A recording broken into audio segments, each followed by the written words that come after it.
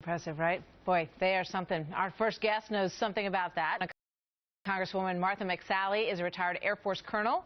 She was the first female fighter pilot to fly in combat. She was also the first woman to command an Air Force fighter squadron.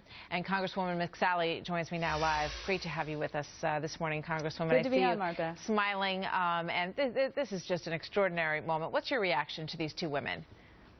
I am so proud of them. Captain Grease, Lieutenant Haver are just making so many of us proud. They are the best of the best, graduating from West Point and then making it through this grueling course that in their class almost 300 men washed out of, and making history. It's just an extraordinary day. It really is history making. Thinking back to press conferences I was in 22 years ago where they opened up fighters to women and all of the haters and naysayers and the dynamics that we went through. But these women have prevailed.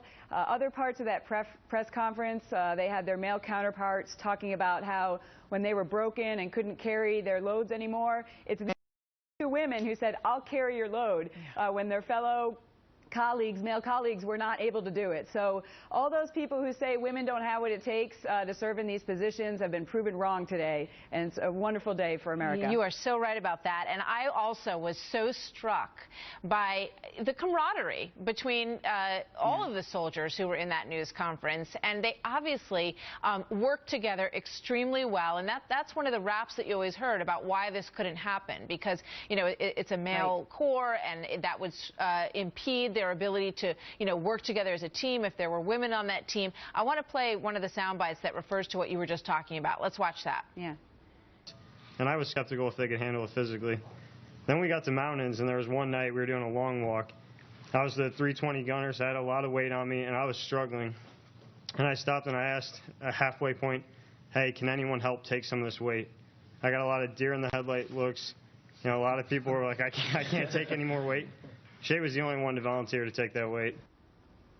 That's an incredible, and I give him so much credit for sharing that story. Yep. As a young man and a soldier, to say, when I needed help, she was the one who pitched in for me. I'm like, it's going to get teary. I think it's a pretty incredible story, don't you? Yeah.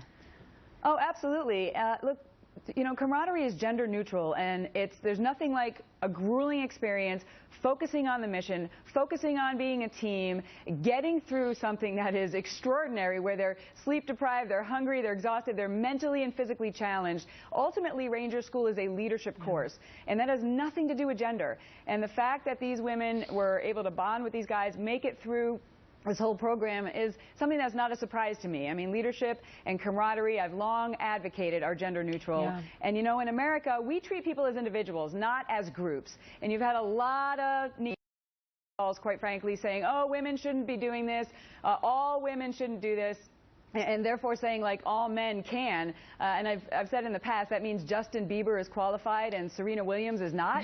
We're about America. We treat people as individuals, and these two women, Captain Grease and Lieutenant Haver, have shown that with very personal examples, that we're about a meritocratic military. We pick the best man for the job, even if it's a woman, and these are amazing warrior, badass women leaders, and a great example for all of us. You blaze the trail for them, and I love what you're saying, because it really doesn't matter if they're women, because you want to find the best people who can complete the task in the best way for the military. And we're going to talk coming up more later in the show about the fact that they are not yet going to be members of the combat forces out there, and whether or not that is the next bridge that will be crossed. A lot of people think it definitely is, and you were a combat fighter pilot, so you crossed that bridge yourself. So we're going to have a lot more coming up on that. Congresswoman, thank you very much. Absolutely. Great to have you with us today. Great. Thanks, Martha. I appreciate it. Can we say badass? She just did.